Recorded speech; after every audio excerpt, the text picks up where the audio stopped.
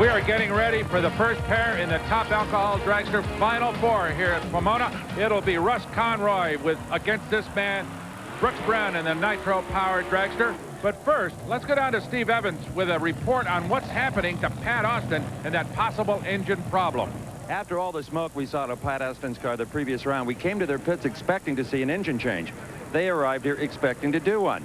Good news. All it did was blow a head gasket and didn't hurt the block or the cylinder head. And Walt Austin thinks that might have happened this morning warming the car up, and it got progressively worse with the tremendous boost they get out of that Whipple supercharger. But all's well in the Austin camp. About $4 fixed this one. Boy, a lucky break for Pat Austin and his crew, which keeps him in the favorites position in alcohol funny cars, which is exactly the role this young man enjoys in Top Alcohol Dragster. Brooks Brown coming to the line against Russ Conroy, who says he's going to need a monster break to beat Brooks Brown. And when you're racing an injected fuel dragster, sometimes you get the monster brake because they break.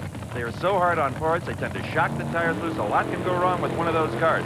Tom Topping has probably detuned this car a little bit to race Russ Conroy.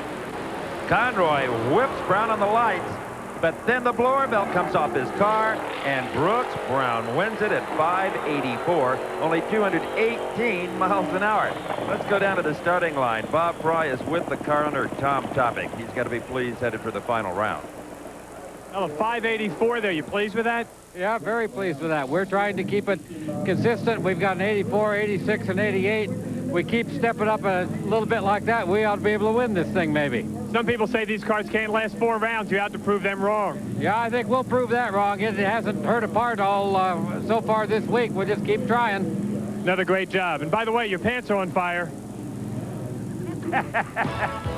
They're sponsored by the Good Guys, which is a group that puts on all kinds of car shows and vintage drag races. And like old hot rodders, they love flames, even on their pants. Here you can see Conroy. He had a nice advantage over Brooks Brown until now. Watch this snake-looking thing fly off the motor. Right there. That's the blower belt coming off. Let's go down to Brock's at the other end with the finalists. Well, Brooks said all nitro cars still working real good, 584. Yeah, it's charging and running better every lap. You're not going to obviously make a whole lot of changes, I wouldn't reckon. No, we're just going to keep everything up to par and see if I can do what I can do on the starting line. Dump a little more in the old tank and have a go, huh? Yeah, see if we can get a little quicker elapsed time out of it. What do you think? I mean, you got pretty good conditions right now. You get a little headwind, but 84, would you take another 84? Yeah, I'd take another 84 or a wind light. Doesn't bother me how I get it. The track will cool off, so it should probably run quicker for the final. Good luck. We'll be watching. Thanks a lot. Yeah. All right, if he has an Achilles heel, it's the reaction time, not his. The car just doesn't move quickly when he stands on the gas, the kind of clutch that they're using. Well, there is Tiffany Highland, the 5-year-old car out of the state of Oregon, up against local favorite Larry Sutton, his car owner, Jerry Darian. A couple of guys that have lived by the sword, Brock. By that I mean hole shots. Can he get one more? Well, he's already got Blaine Johnson and Bill Barney notched on his gun handle, so Tiffany Highland could be the next one. Can he do it 3 times in a row? Well, let's see. All right, there is Sutton. He's in the near lane. He did not have lane choice. That went to Tiffany Highland, and she selected the far side. They're starting to lean in that direction. Being carefully moved into the beams. You don't want to stage too deep. It cuts down the rollout and the amount of time that you can try to anticipate the light just a little bit. All right, so Sutton near lane, Tiffany Highland on the far lane. One will go to the final round to race Brooks Brown. Whoa, it's a great start by Tiffany Highland, and all out of shape and almost into the wall is Larry Sutton. Tiffany Highland wins it at 594, 230 miles an hour, and by 0.03 of a second, not much, she had the better light. All right, let's go down to the starting line again with Bob Fry. Let's meet Sam Shockley, Tiffany's crew chief. Robert? Sam, the car's making a lot of power, but the kid's doing her job too, isn't she? Yeah, she's driving really well, and I'm pretty happy.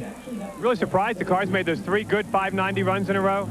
No, not really. I did a lot of work over the winter, and it's paying off, and she's driving well. Going to be able to stop that injected car? I don't know. We're going to have to step it up a little, aren't we? Great job for Sam Shockley and Tiffany Highland. Okay, let's have another look at it. Watch Tiffany over in the far lane, and you'll see she leaves right with or a little bit ahead of Larry Sutton. But now let's watch the green car. He's got the wheels in the air.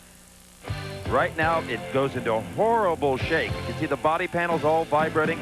That shakes the tires loose, causes him to lose control. He gets pointed at the concrete and says, no, no, no, no, no. So Larry Sutton wisely throws in the towel on this one. Tiffany Highland goes to the final round where she will race Brooks Brown in that tough injected fuel car. Now, who will have the lane choice? Well, if you've been paying attention, you know that it's Brooks Brown because he's in the 580s and Tiffany's in the 590s. We'll be seeing that a bit later on. Okay, now let's join Brock. Well, Tiffany, onward and upward. Now one more left. Oh, I know it. I can't wait. You got a 94. Pretty good stout time, and race car working well? Yeah, it seems to be going real well.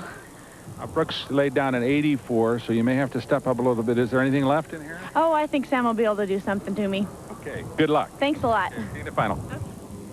So it's the girl next door against the killer kid in the alcohol dragster category. Stay with us. We'll have funny cars.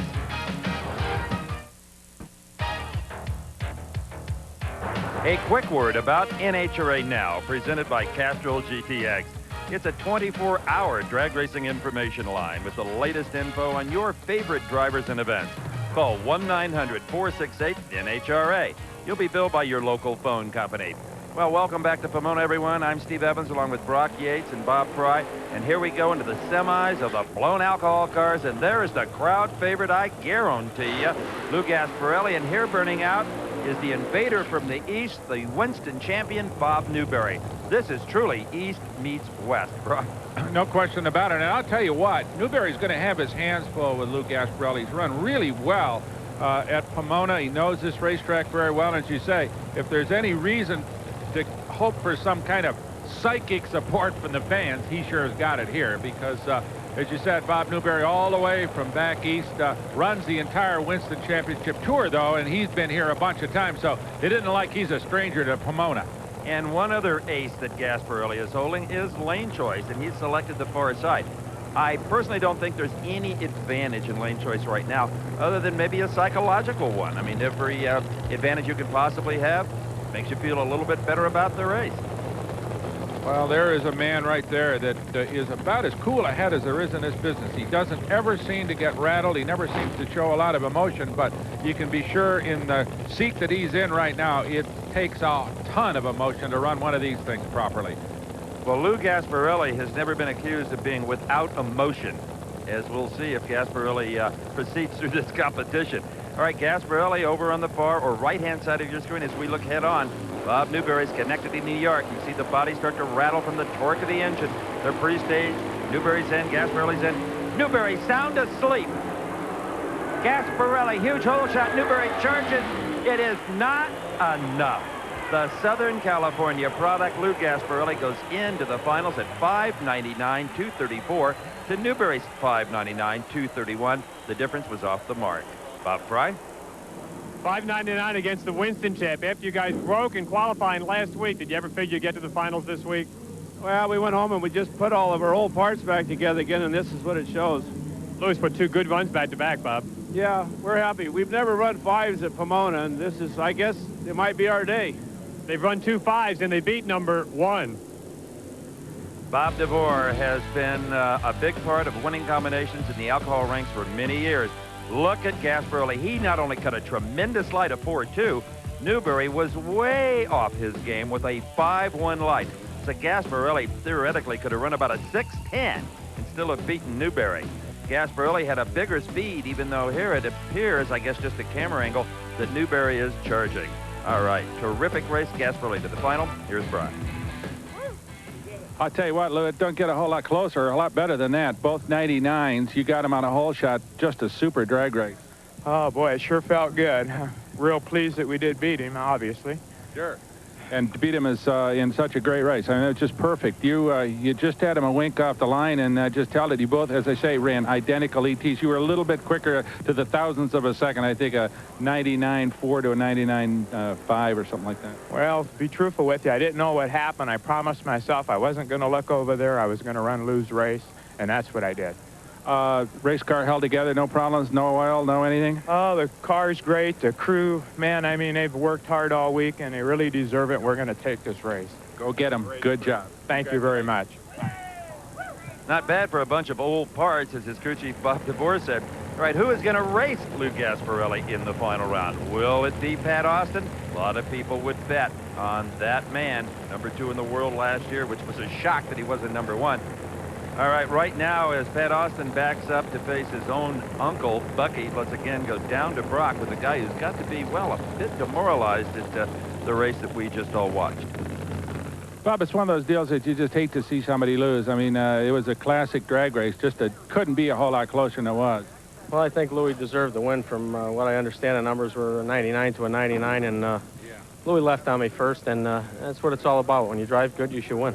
Yeah, exactly. The reaction times were very close, but I mean, this is a game of thousands of seconds, and it proved it in that race.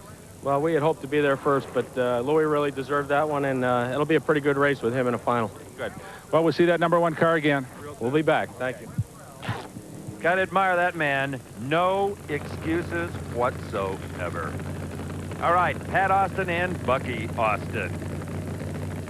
Interesting, both families involved in the same industry in the Northwest, and that is the exhaust business and radiator business.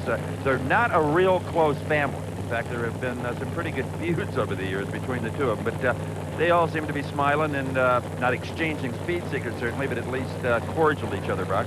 That's right, and Bucky definitely the underdog, but he is always capable of an upset. He doesn't run the full circuit, but when he shows up, he usually comes to play. Bucky away first. He's got a shot. Oh, but Austin, with his new head gasket, pounds out a 593 at 237 miles an hour. That's going to give him lane choice over Gasparelli in the final round. Let's again go to Bob Fry with Walt Austin, Pat's dad. Just a string of 590s. Tell us what happened in that last round where we saw that smoke come out. Oh, we had a mechanical error. Fixed it this time, didn't you? Yeah, it was no big deal. Didn't really hurt anything. So it's a battle of the West Coast cars in the finals. They'll take on Louis Gasparelli. Well, maybe you ought to try a new deodorant or something. No, that's just Walt Austin, a man of very, very few words. All right, so the finals are set. It is Pat Austin against Lou Gasparelli. Austin has the lane choice by 7/100ths of a second. That's a pretty big margin. Let's go down to Brock with the winning driver. Well, Pat, it's always great to see the Austins go at each other. That was a good race. But most important, you're going up against Gasparelli, and he's running real strong as well. Yeah, you know, all these guys out here are running real good. The pace has stepped up this year, definitely. I mean, in all classes that I've seen this weekend. I'm just glad that we're going into the final round. You know, that's your objective, is take a round at a time, and that's what we're doing. And unfortunate to race my uncle, you know, in the semis. I'd like to race him in the final, but, you know, somebody's got to lose, and Bucky's a tough racer, and I like racing him because it's a lot of fun for us, but we're going in the final round. Pat, wind's kicking up a little bit. It's almost a headwind. Did it bother the car at all? Not really. The Sleek Castrol Oldsmobile, you know, it just shoots right down through there through the wind, and the way the track conditions are today, I don't think a wind is too much of a problem right now. Okay, so good luck in the final. Thank you. An incredible drag racer, Pat Austin. Stay with us, everyone. When we come back, we'll have the semifinals of Competition Eliminator. Ought to be real close action.